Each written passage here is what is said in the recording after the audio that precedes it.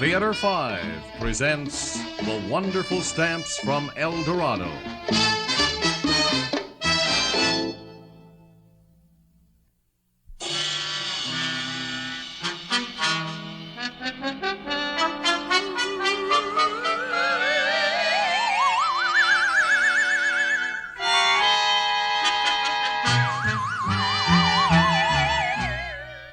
Now, look here, Mr. Murchison. Yes, sir? I want the truth from you, the whole truth.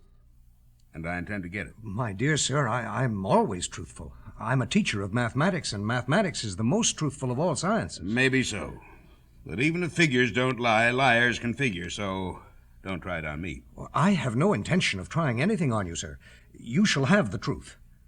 You mean you're ready to make a statement about the disappearance of your friend Harry Fentress? Yes, I'm ready to tell you everything I know about Harry. Johnson, get this down. Every word of it. I'm taking it down, sir. All right, Murchison, you can start. Now, for the record, let me state that we know that last week a friend of yours, Harry Fentress, came here from Boston to visit you. Several days ago he vanished, disappeared, simply evaporated from this fancy penthouse of yours 40 floors up. No one has seen a sign of him since. Now, what I want to know is what happened to Harry Fentress. All right, I'll tell you the exact truth. You won't believe me, but I'll tell you anyway. To make you understand what happened to Harry Fentress, I have to go back a good many years, 20 years actually, to a certain New Year's Eve when my Uncle John, a daring Wall Street plunger and a great world traveler, asked me to call on him, right here in this very apartment. Nels, my boy, tomorrow begins a new year. I predict it'll be no better than the old one. The world is going to the dogs. I believe people have been saying that for 3,000 years, sir, but somehow we still seem to get along. Yeah, that may be, but you'll have to get along without me. I've had enough, and I'm bowing out. Uncle, I hope you don't mean that I simply mean that I plan to retire and enjoy myself. I shall loaf for a few hundred years, shoot big game, flirt with pretty girls. Excuse me, sir. Did you say a few hundred years? I'm a busy man. I cannot repeat myself. Let us say that I intend to seek a change of scene. But before I go, I want to do what I can for you. Thank you, sir. That's very generous. Unfortunately, I am dead broke. Well, that's very depressing to hear, Uncle. I was hoping for, well, at least $1 million so I could give up teaching. Now, cheer up, boy. You'll always have a roof over your head anyway. I own this penthouse apartment. I've paid up the carrying charges for 20 years in advance. You can live here without worrying for 20 years anyway. Well, that's something, sir. I could never afford anything like this on my teacher's salary. Aside from the furniture, the only thing I have to leave you is my stamp collection. Here it is. You'll find some of the stamps not only very rare, but rather unusual. Thank you, Uncle. And now you must excuse me. I have some farewell letters to write. Will I see you again? That depends entirely on you. And now, goodbye. Or perhaps I should say, au revoir.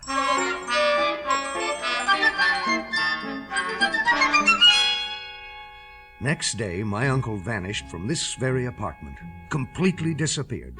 So I moved in. I was very disappointed when I tried to sell his stamp collection. The dealer said the stamps not only weren't rare, but one set, loose in the back, had to be forgeries because they were issued by some foreign country that called itself the Federated States of El Dorado, and he'd never heard of the place. He offered so little that I kept the stamps as a memento of my uncle. And so I went on teaching. Well, now, gentlemen, we skip 20 years. We come to the events of last week. Yes, and it's about time, Murchison. I'm being very patient with you. Get to Harry Fentress. I'm about to do so, sir. Harry is an old friend from Boston with whom I played chess by mail. One night last week, I mailed him a move in our latest game.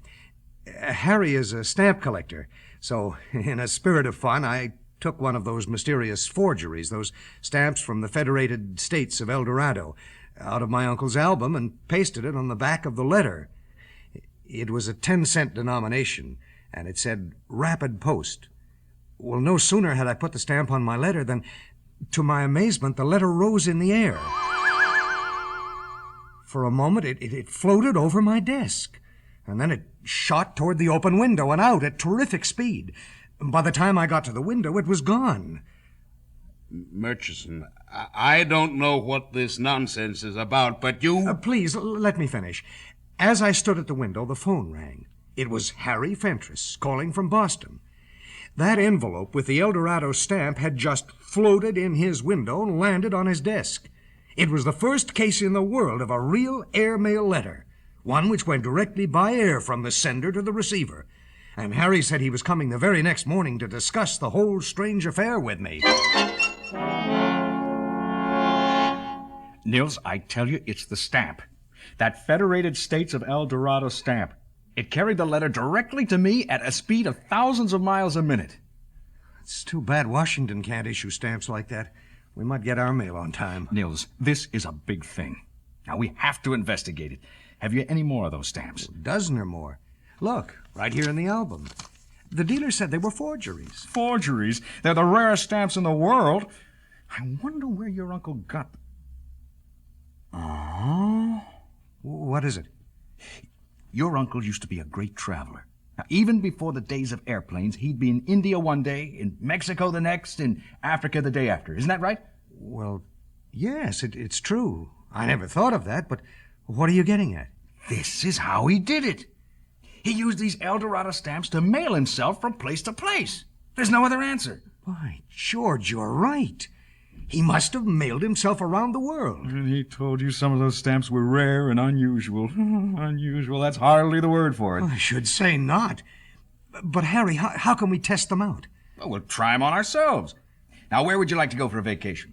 Right now, today. Well, let me think. Yeah, Paris. The Left Bank. A little cafe, I remember. The Silver Pheasant. No sooner said than done. Get me 2 tags. We're mailing ourselves to the Silver Pheasant Cafe in Paris. Now listen to me, Murchison. If you think I'm going to sit here... Please, sir, please. You asked for the truth. You might at least listen to it. I know it may sound unbelievable to you, but we did. We addressed 2 tags to the Silver Pheasant Cafe, put on those wonderful stamps from El Dorado, and... we were there. 1 minute we were in this apartment, in this very room. The next, we were standing in the Silver Pheasant Cafe in Paris with the noise and sounds of Paris all around us. Nibs, we're here in Paris. It worked, Harry. The El Dorado stamps brought us here just as you said they would. Well, let's get a table. Garçon! Garçon! Oh, here comes someone. He's not a waiter. Yes, sir? Garçon! Oh, I beg your pardon. Yes, sir. I am the police. Yes, I see you are. You are foreigners. May I see your passports? He looks awful grim to me. Our, passports? Your passports, cards of identity. You must explain yourselves. En vitesse, if you please. Harry, what'll I do? We don't have any passports. He'd put us in jail. The French are so suspicious these days. And you know French jail. Monsieur, I insist. Your passports at once. Get him talking. I'll write out 2 more tags and address us back home. Well, we got out of that by mailing ourselves back here. You mailed yourselves back here. To Paris and back again by airmail. I don't know why I'm listening to you. Because every word I'm speaking is the truth. We got back here safely, but the experience was a little shattering. Nils, I'm bitterly disappointed. I was all set for a Paris holiday. Yeah, so was I. If only we hadn't run into that French policeman. Well, we're not going to give up. Now, you do have a passport, don't you? Yeah, in the desk. Well, get it. I have one in my bag. We'll carry them this time. There are lots of stamps left. Let's take a world tour. Where shall we go first? Well, I have Uncle John's notebook here. He's noted down places he particularly enjoyed. He says, let's see, that Cairo is one of the world's most fascinating cities. Well, then let's go. Next stop, Cairo.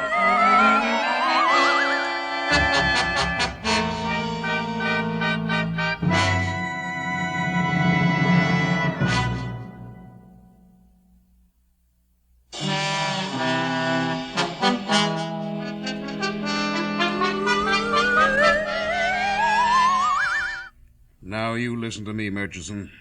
I want to know what happened to Harry Fentress. I'm trying to tell you. As the district attorney, I advise you to come clean. We'll try to give you a break. I said I'm trying to help you, sir. You're trying to confuse us because you're an accessory. Maybe the murderer. That's a reckless charge, sir. But in order to understand, you have to know the entire story. As I was saying, we mailed ourselves to Cairo in care of the American embassy there.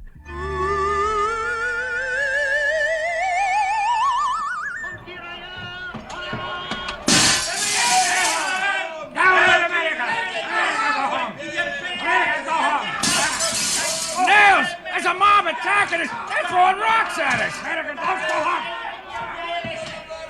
They're not attacking us, Harry. It's a demonstration against our embassy. Yeah, well, that rock just missed me. Ow! That stone hit me. All right, we better get inside. Try the door. It's locked. We're locked out. Let us in. We are Americans. Help! No, it's no use. I'm going to mail us back to the apartment. If we stay here, we may be killed. All right, but hurry.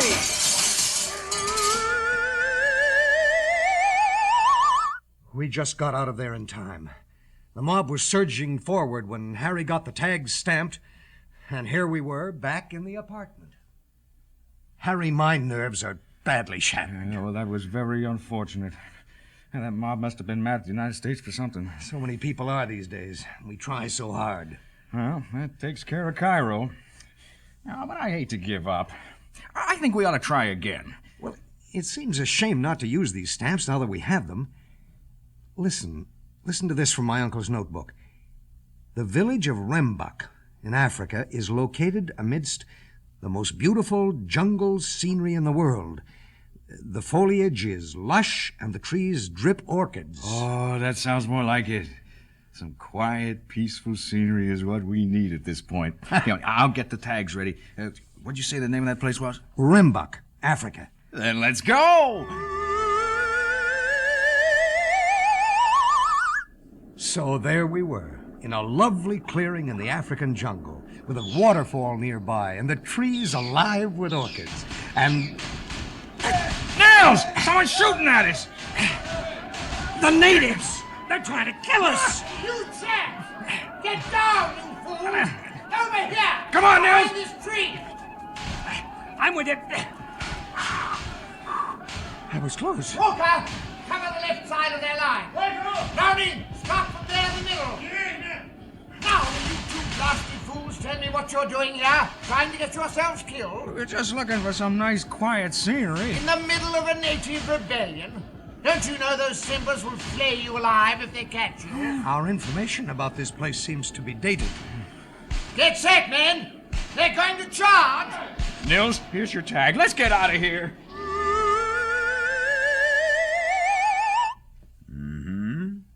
And I suppose you're going to tell me you found yourself right back here in this apartment. That's exactly right. Badly shaken, but determined not to give up. We tried 2 or 3 other spots my uncle mentioned in his notebook. The story was always the same. Riots, rebellions, civil war. No matter where we went, we couldn't get away from it. Finally, we tried a remote Pacific island that my uncle's notebook called the Unspoiled Pearl of the Pacific. On the beach, we found a huge sign. Danger, atomic testing area.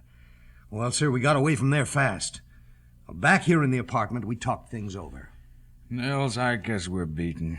There's no place in the world that's quiet and peaceful anymore. 20 years ago, my Uncle John said the world was going to the dogs. It looks as if he was right. Disappeared mysteriously, didn't he? Right out of this penthouse. Where do you suppose he went? I only wish I knew. He was a smart old bird.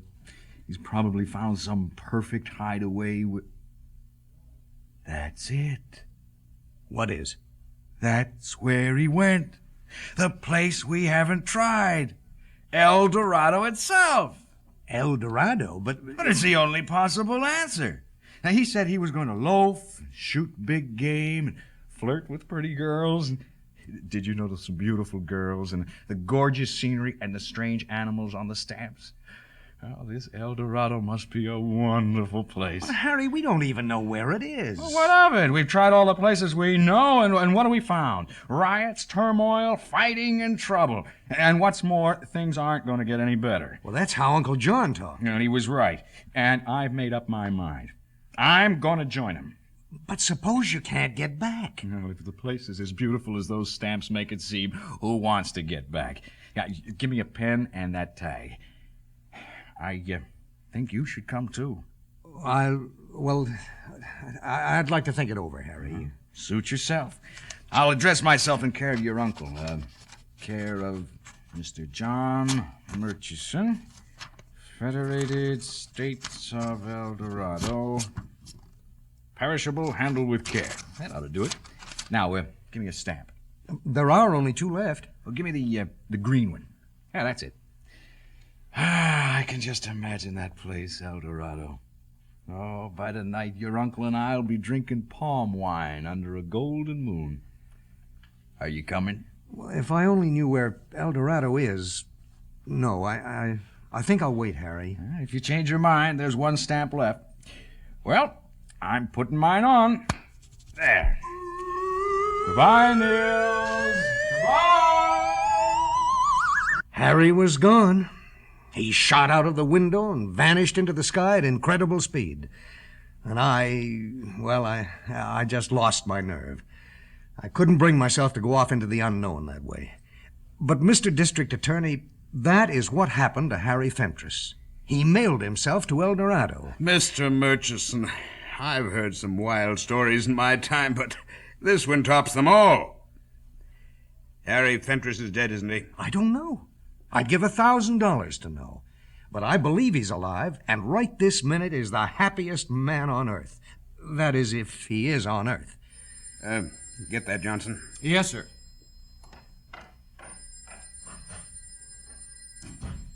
Now, come off it, Murchison. You quarreled with him, you killed him, somehow you hid his body, and... What do you got there? It's the last El Dorado stamp I have left. Very pretty. An attractive native girl. Federated States of El Dorado, Rapid Post. Maybe now you'll believe me. Excuse me, sir. What is it, Johnson? Oh, the phone in the next room, sir. It's for you, your office. All right, I'll come take it. You stand outside the door until I'm finished. As for you, Murchison, don't try to get away. I'm not through with you. Get away? Where could I go? In fact, where on earth would I want to go the way things are? Unless... Harry, I wonder if you had the right idea. By George, I will. I'll do it. I'll join you and Uncle John. Where's a tag and that last stamp?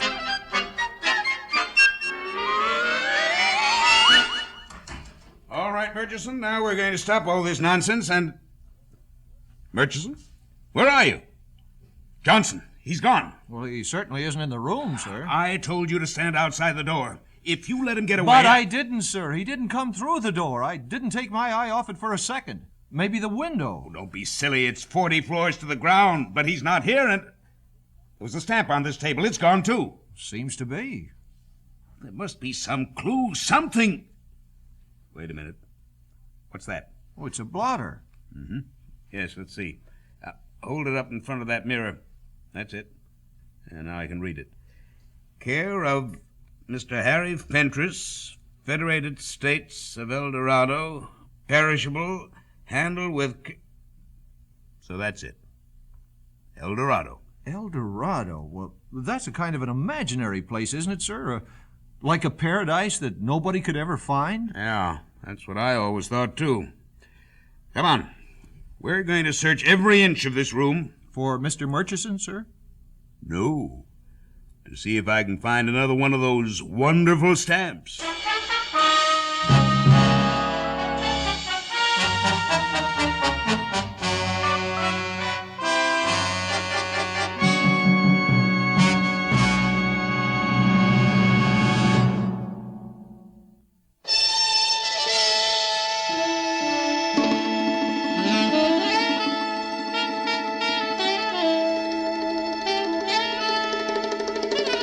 Theater 5 has presented The Wonderful Stamps from El Dorado, written by Robert Arthur, directed by Ted Bell. In the cast, Court Benson, Guy Sorel, Stan Watt, Robert Dryden, and Jim Campbell. Script editor Jack C. Wilson. Original music by Alexander Vlastotsenko. Orchestra under the direction of Glenn Osser. Executive producer for Theater 5, Mr. Lee Bowman. We invite your comments. Write to Theater 5, New York 23, New York. That's Theater 5, New York 23, New York. This is Fred Foy speaking.